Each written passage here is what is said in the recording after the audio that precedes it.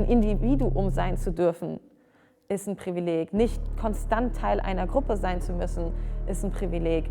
Und mir ist es erst vor kurzem klar geworden, dass ich noch nie in meinem Leben einfach ein Mensch war. Ich bin eine Frau und ich bin noch dazu eine nicht weiße Frau. Meine Migrationsgeschichte wird mir zugeschrieben, ist sichtbar für Menschen. Und ich glaube, ich weiß nicht, wie es sich anfühlt, einfach ein Individuum zu sein. Ich kenne das nicht.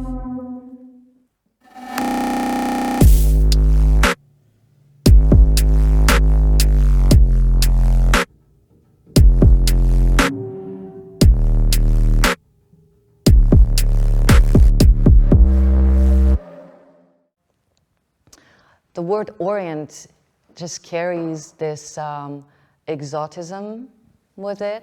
When I was growing up in Iran, anything that came from China was extremely exotic, you know, and we had like miniatures, I remember, and porcelain that was from China that we actually call Chini, which means from China, you know. Ich war ganz lange in der Gastronomie tätig, kommen dann natürlich oftmals so Kommentare von europäischen Männern, die dann bei dir zu Gast sind und sagen so, oh, du siehst aber so exotisch aus und wo kommst du denn her? Und so.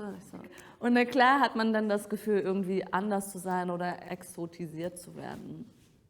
Being someone then described as someone from that side of the world, from East, from the Orient, I guess I sort of felt that I too carry this exotism with me. Ich würde nicht sagen, dass es negativ ist, sondern ich würde eher sagen, es ist positiv.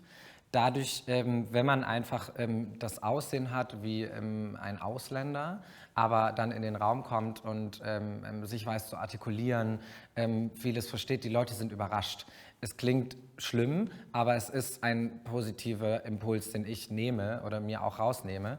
Und deswegen mag ich das auch richtig gerne. Also ich bin auch gerne der Exot. I don't know, like I was searching for an apartment in the last month and there was a really sweet girl. The first thing she asked when I walked in, where are you from? Like, why is this the first thing you ask? Why is this so important? Also immer dieses exotisiert zu werden, ne? Also gar nicht mal so spezifisch, ja, im Orient, bla bla bla, aber so immer irgendwie was anderes zu sein als die anderen oder oh, du bist aber hübsch für eine Türkin und so eine Sachen habe ich mir halt auch oft anhören müssen und ich habe das früher sogar noch zum Teil als Kompliment aufgefasst, als ich jünger war, weil ich das gar nicht so entpacken konnte für mich und habe das dann erst so in meinem Erwachsenenalter so erst gecheckt, was diese ganzen Aussagen eigentlich wirklich meinen und dass es immer sozusagen eine Abgrenzung vorgenommen wird und auch eine Abwertung manchmal. Ja. Aber wenn wir auf die Optik gehen und dich als Tänzerin auf die Bühne stellen wollen, dann ist mir persönlich aufgefallen, dass es immer eine Schwarzhaarige gab und wenn dieser Platz eben fest besetzt war, hatte man selber irgendwie nicht so große Chancen, gebucht zu werden. Du siehst zu arabisch aus oder du siehst zu orientalisch aus. Your hair is different and your nose is different and the hair on your arm is very visible. So you start being aware of your appearance and your identity as something that is different than that of the environment you're in. Und dann habe ich mir tatsächlich die Haare einmal ganz radikal blond gefärbt und dann lief es plötzlich viel besser. Ich war so traurig, weil meine Haare sind dann abgefallen, ich hatte keine Locken mehr und so weiter und so fort, weil ich sie so zerstört habe. Aber es hat funktioniert, würde ich aber nie wieder tun.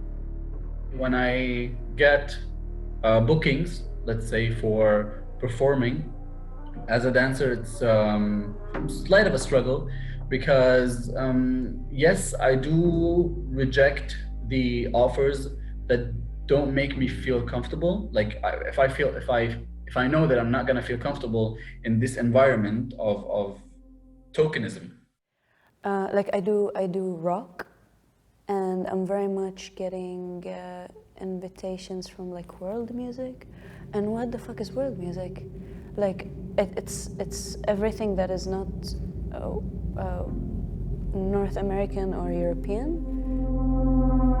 Yeah, sometimes I do. Sometimes it's fun to kind of see the reaction of the people perceiving me as the stereotype, and then when I get that immediately, I flip it. I flip and give them my perspective of who I am and what I want to present, because the decision is in my hand. I portray what they will see. It's refreshing sometimes when I play with it and I see the shock on their face. I like to play.